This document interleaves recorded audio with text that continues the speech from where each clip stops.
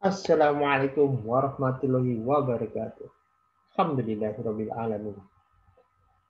Bapak Ibu, terima kasih telah mau hadir di forum kami.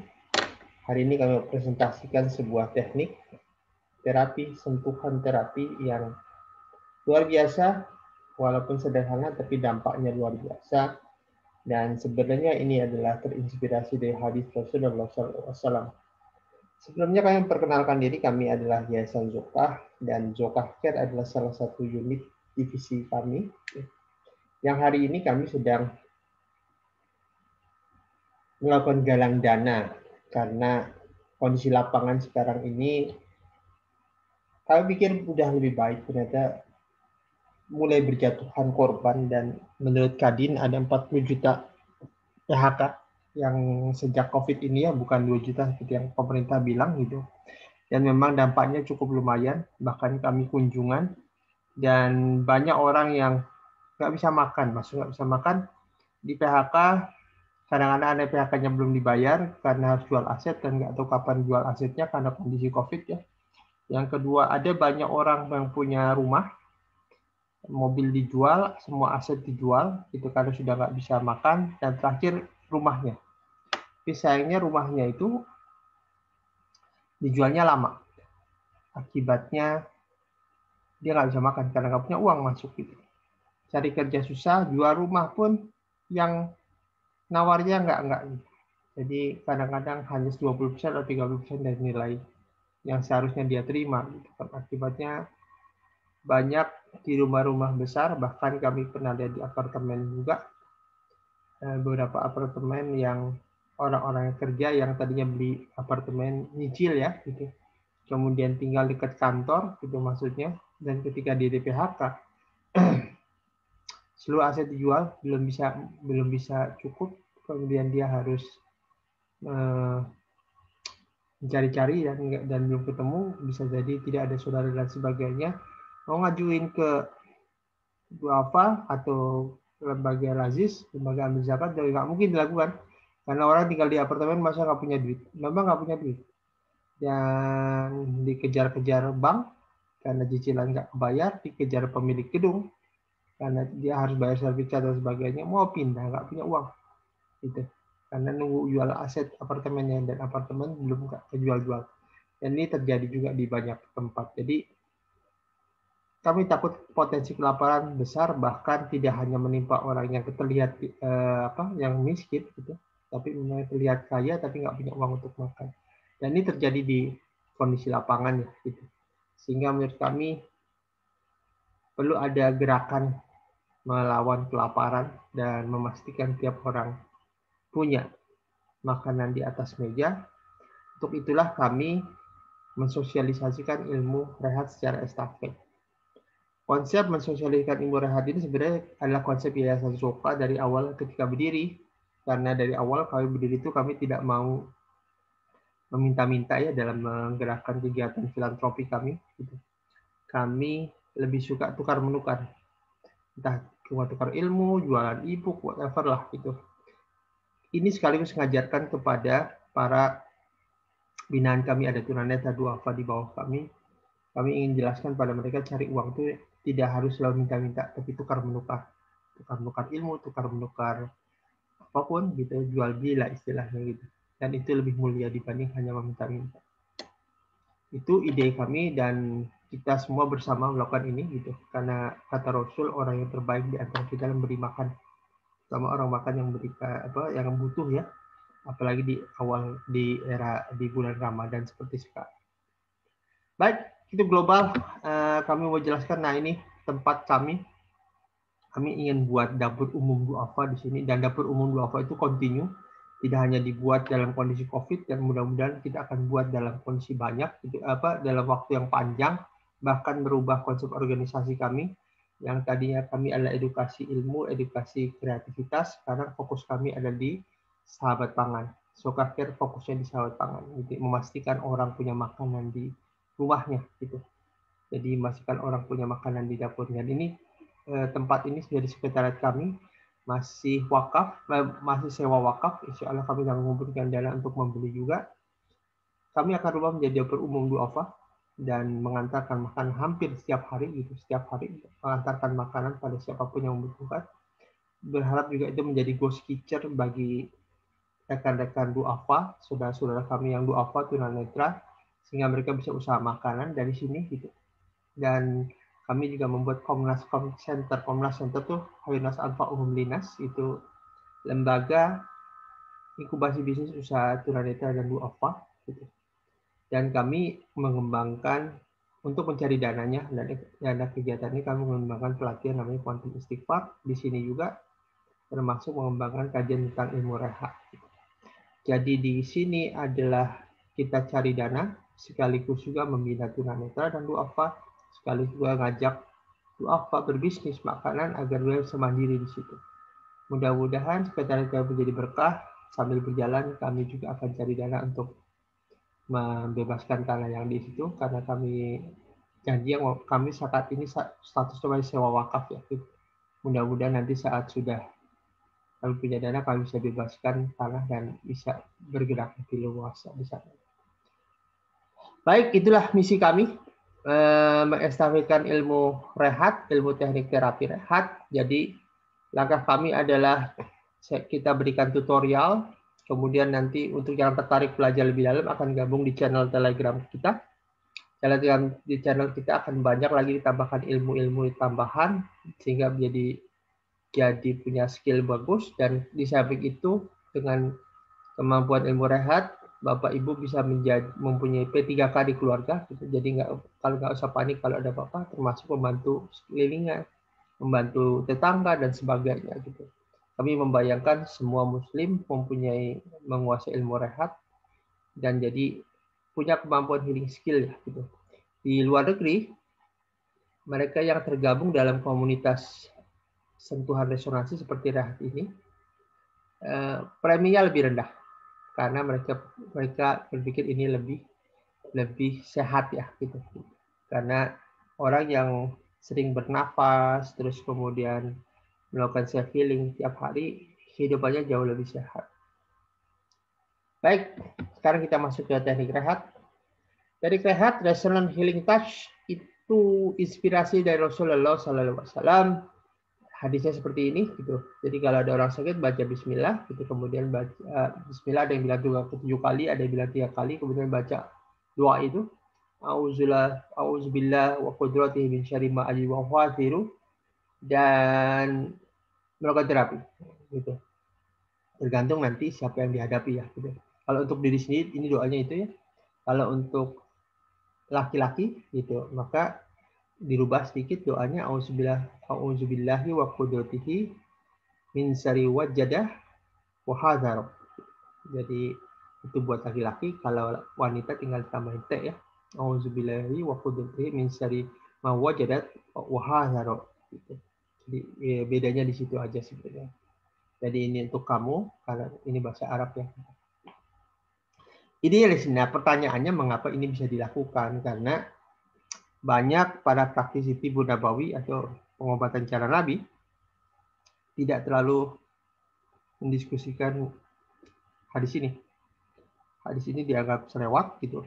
Yang sebenarnya hadis ini ada powerful karena di balik itu ada pembahasan fisika kuantum di dalamnya yang sebenarnya bisa menyembuhkan. Bahkan teknik sejenis ini di California sudah dipelajari sejak tahun 80-an, walaupun tidak pakai doa Rasul gitu. Dia pakai teknik berbasis cinta. Gitu. Nah, nanti kita akan jelaskan mengapa teknik berbasis cinta. Sebelumnya kami akan jelaskan dulu apa itu rehat. Ini testimoni yang kami jalankan. Dulu rehat jual komersial ya, untuk ikut harus bayar 2,5 sampai 3 jutaan lah. Gitu. Sekarang kami ini sudah diwakafkan buat umat, jadi teknik ini semua orang bisa belajar. Dan ini ada penjelasan kita. Bapak Ibu pahami bahwa manusia itu tidak hanya terdiri dari otot, tulang, daging, air, gitu. Tapi di dalamnya ada energi. Pahami bahwa tubuh kita terdiri dari sel, tubuh dari organ terdiri dari sel, dan ketika sel dibalik gitu ada atom. Orang Isaac Newton termasuk para filosofi Yunani mengatakan inilah yang terakhir. Ternyata tidak juga.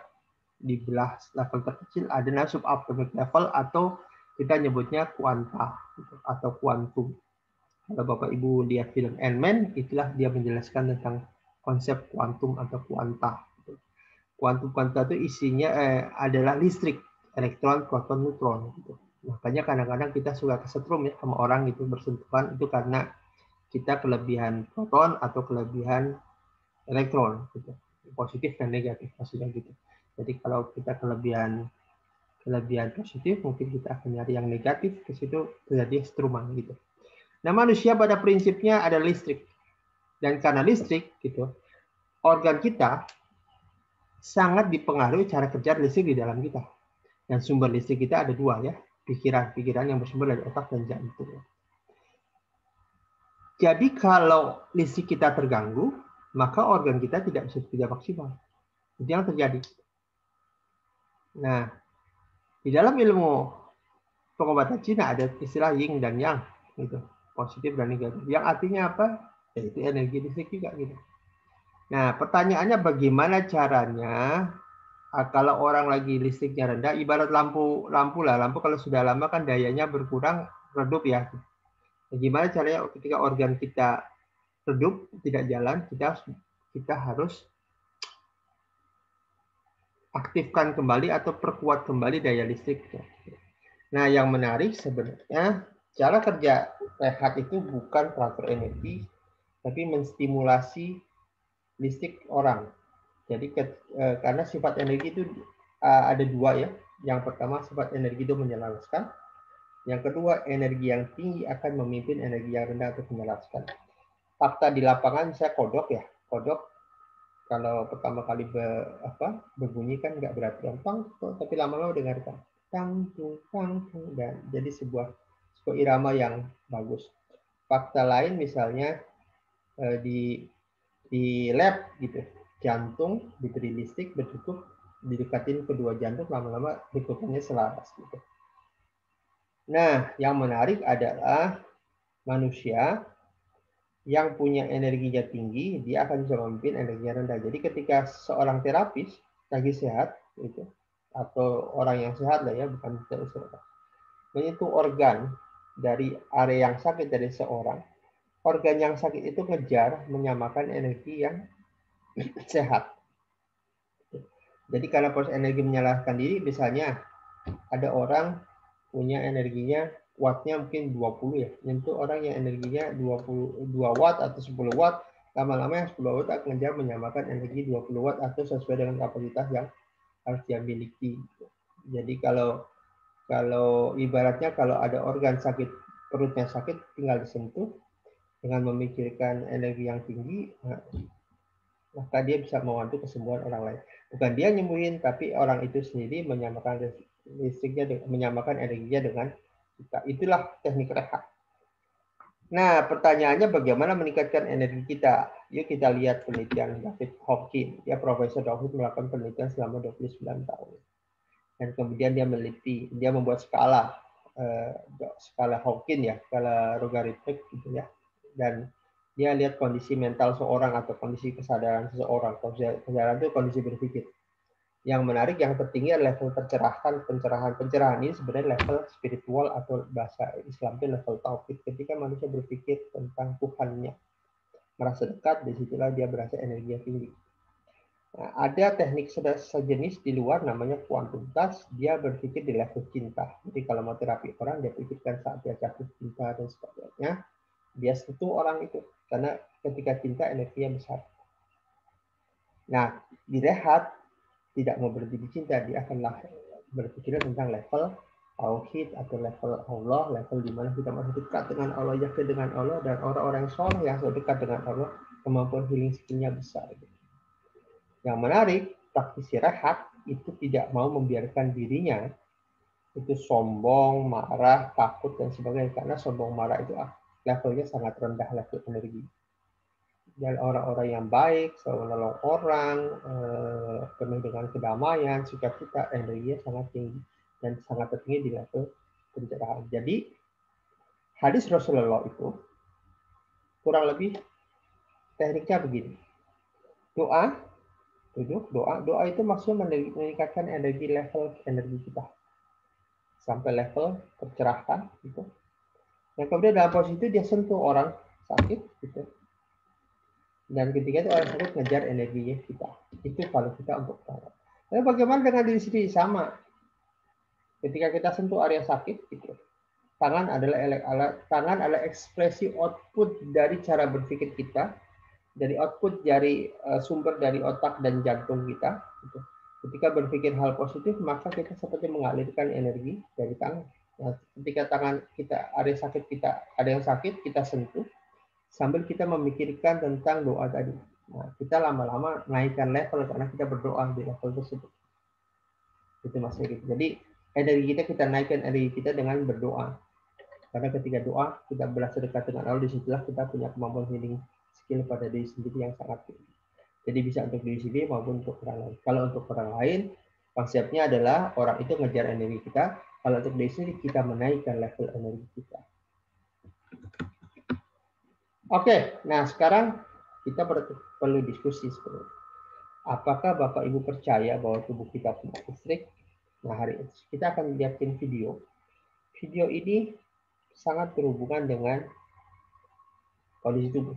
Dan kalau kita tahu, di video itu nanti dia akan mainkan magnet. Gitu. Magnet ini menghadap utara dan selatan, kan kita tahu. Gitu.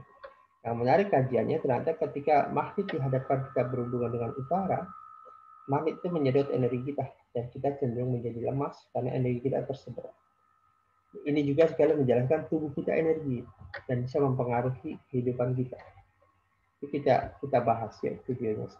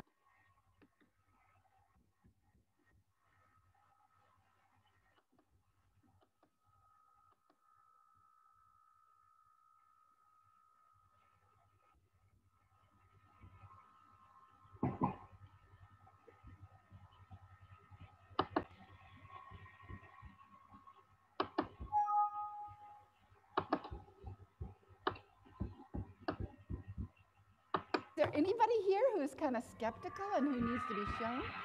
Are you? Okay, come on up. We are so electromagnetic that I don't need a compass to find out which is the north and south side of a magnet. I can find it out on you.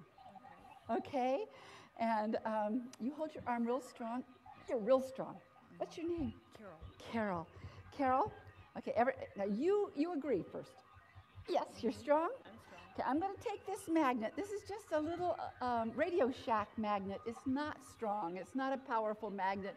But I love this strength because it won't hurt you. You know, every time you use a magnet, if you use magnet for healing in any way, it moves your energy. So you don't want anything super strong. You want something just enough to move your energy. But I'm going to put it above your ear there and hold. That's the north side of the magnet, because the north side pulls energy out of the extremities. I turn it over, and there's the south side. And that's human beings. I mean, that's how we are. I just turned it over to the north side. Do you believe? Okay. Okay, I'll do something more to you. Let's see. Okay. But that's a real valuable thing to get. That's just how electromagnetic we are. I mean, it's amazing. And yeah, you usually think of the body as being mostly water and flesh, and you don't think of it, magnets are for horseshoes, not for bodies because the magnet won't stick to your body. But you have so much. Every cell is a little battery. Every cell has a positive and negative side, so that a magnet affects us, and it actually sends energy through our electromagnetic pathways or our meridians to have a magnet. So that little exercise or demonstration is very important for understanding how having the north side, what the north side does is, it's not that it was bad for you, it's the side that made you weak. What it does is it pulls energy towards it. So it pulls energy out. And there's times when that's really valuable clinically. Like when there is pain, there is too much energy has accumulated. So you put the north side of the magnet there, it will take that energy away, reduce the pain, and let the body heal. Whereas the south side disperses energy. So that's why it made you strong. But there are times when you don't want that. Like if there is something wrong, like if someone has a tumor, you don't want to give that tumor more energy. So there's a science to how to use magnets. So that's and there's can I say one other thing, which is that there's in the brain there's what is called magnetite, which are these little molecule-sized magnets essentially, and some animals have a higher concentration than humans, and it's believed that is why they have better sense of direction. So guess what animal has the absolute highest concentration of magnetite in their brain? Homing pigeons. Okay, that's how they navigate, is through that. Some people have fairly good senses of directions, and the belief is that they have more magnetite. Some of us who wound up on the Pacific Ocean instead of the Bay don't have as good. Baik, itu tadi menjelaskan tentang fisik manusia, dan tadi dijelaskan melalui percobaan magnet ya. Jadi dijelaskan tadi melalui percobaan magnet dan terjadi suatu perubahan. Bayangkan ketika kita merasa bahwa energinya rendah, ternyata itu. Jadi gini Bapak Ibu. Step pertama tadi adalah orang itu tangannya diangkat, kemudian dikuatkan kan, artinya kuat, energinya kuat gitu. Kemudian ada magnet ditaruh di daerah di atas kuping ya gitu. Dihadapkan ke arah utara, menuju arah utaranya menuju kita, jadi ke bawah ini gitu. Dan ternyata tangan dia menjadi lemas walaupun ditahan kuat. Gitu. Itu menandakan bahwa magnet itu di bagian utara menarik energi kita ke baterainya, jadi kitanya lemas. Gitu. Ini sebenarnya targetnya hanya untuk menyadarkan betapa kita tuh listrik, gitu. Sehingga terpengaruh energinya oleh magnet. Gitu. Karena memang menurut kajian itu tadi adalah yang laki-laki adalah seorang pernah lama di Stanford, kemudian dia ngembangin ini, seorang profesor psikologi dari Stanford. Dia meneliti banyak hal tentang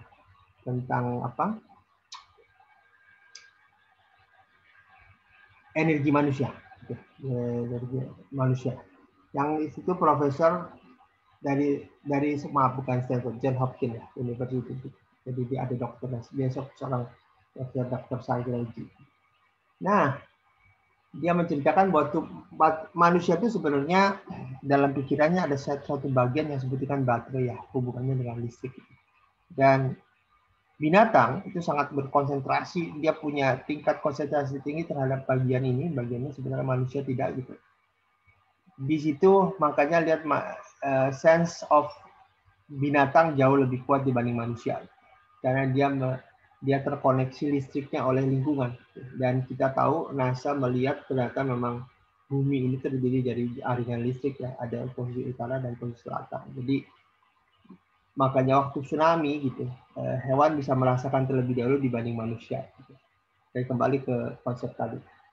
Jadi yang dia lakukan tadi, posisi utara kita lemah, dibalikan posisi selatan dia kuat. Gitu. Dan nanti kita akan melihat lagi di dalam sesi itu, diberikan sesi gerakan-gerakan sederhana sehingga kita bisa kuat. Nah, itu wanita tadi yang ngetes tuh nanti. Karena di setiap join setiap pertemuan sel dengan sel itu yang bisa nekuk dan sebagainya, itu sebenarnya sumber-sumber energi kita gitu. Nanti dites gitu, apakah kalau di bagian punggung, di bagian pinggang kita masih kuat dan sebagainya. Kita cek ada berapa bagian tubuh kita yang bisa jadi tidak terlalu kuat gitu. Nah, kita lihat nanti ya abis ini ya.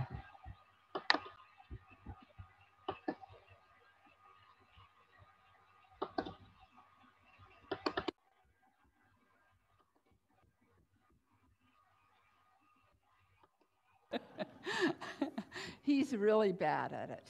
It's like, okay, okay, let me just look at you for a second. Okay, so you've got some really nice energy, but I'm going to show you something. You hold your arm real strong. She's real strong in a whole lot of places. I can touch her here, she's fine. I can touch her here, she's fine. I can touch her here, you're fine. Now I'm going to touch you some places, and you hold with all your might. Okay. You don't let me do this, but I'm just going to use one finger. Okay, Is that my thyroid? It moves back. The energy from your thyroid moves over to there. Okay. Yes. Okay. And then at your elbow, and at your wrist, and at your waist, and at your knee, and at your ankle. Okay. Okay. Now, I promise you, there's lots of places you're strong, Right, but those places, they're actually, most of them were near a joint or something that would bend. And so what I was looking at is to see where your energy was getting stuck. This is a great exercise just to let energy go. And this is really a prevention for arthritis. Or if you're just feeling stagnant and energy isn't flowing, this is really good. Or if you're just starting to feel sick, or just starting to get the flu, or just starting to get a cold, if you do this fast, you could probably nip it in the bud and not get it at all, because it makes energy move out of your body. So I'm going to make everyone, or I'm going to ask everyone to stand up. Okay, we're going to face them and you're going to lead them, okay? Okay. Rub your hands together and shake them off. And put your hands on your thighs and take a deep breath in through your nose and out through your mouth. Now, have your arms come around like this in a kind of prayerful position. Now you're going to stretch up to the heavens and down to the earth with one arm up, one arm down, flatten them, look up, hold your breath. Go. And the other one down. The other one, yeah. And then let your breath out and come back down. And up the other way.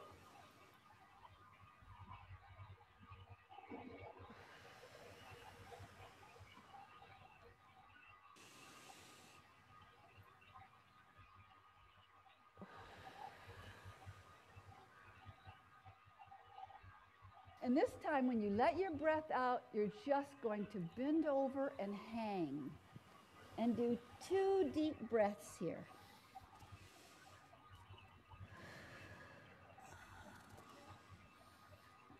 And then just roll the energy all the way up your body. And reach up as high as you can. And then let your arms down slowly. Da-da. Okay, you guys can sit down and let me just check you out now. So we're going to check those places that I touched before where she lost energy. So now next to your neck, and your elbow, and your wrist, and your waist, and your knee, and your ankle, healed. So again, that's, if you've got stagnant energy, if you find that you just can't get your energy moving, that's a great one to do. Great. All right, thank you.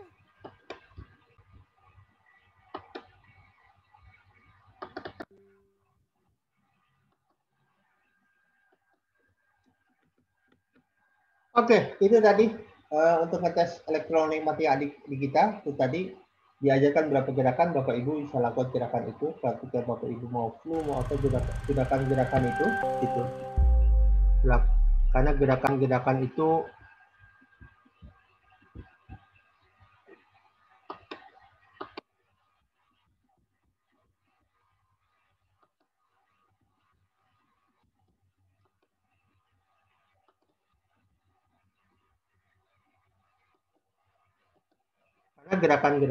akan meningkatkan energi kita. Tadi dites ya.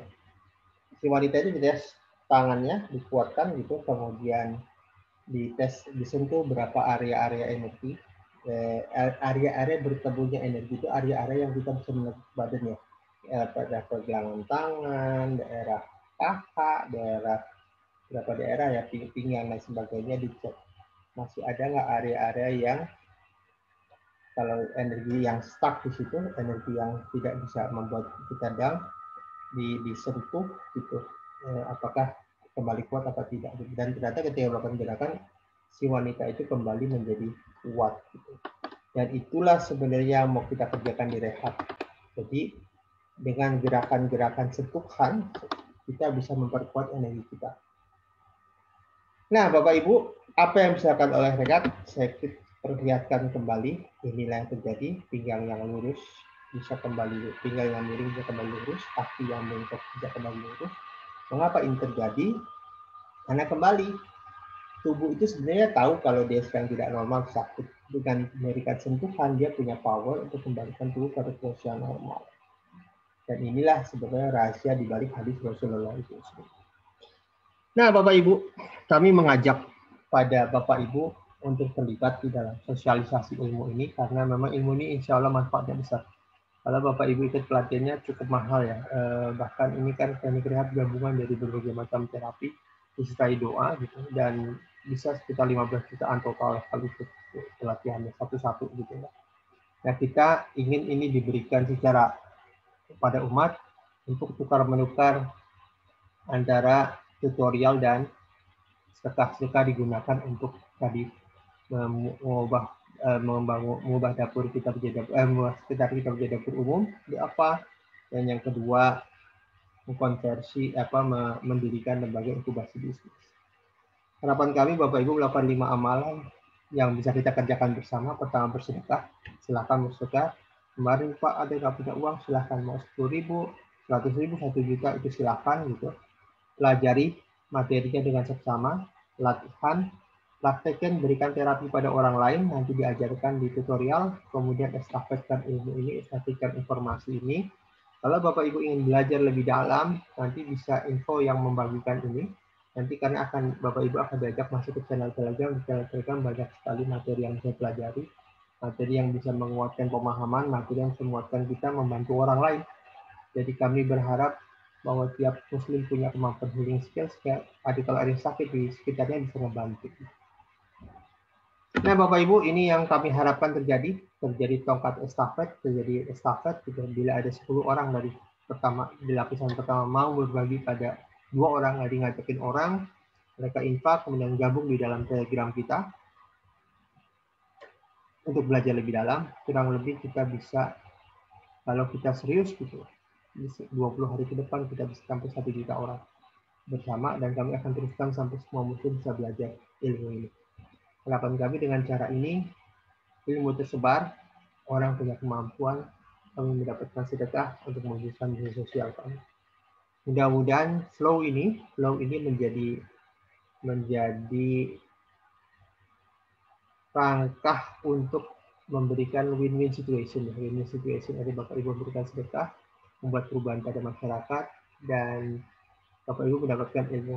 Dan kami berusaha bisa memerangi kelaparan termasuk kemiskinan ya, karena kami ngeri juga misalnya kalau karena dampak kelaparan itu bisa macam-macam, termasuk kriminalitas ya, meningkat ya, karena orang kalau sudah tidak punya makanan di rumah, tidak tahu melakukan apa, maka kejahatan yang ada. Dan ini juga cara kami untuk membantu banyak orang.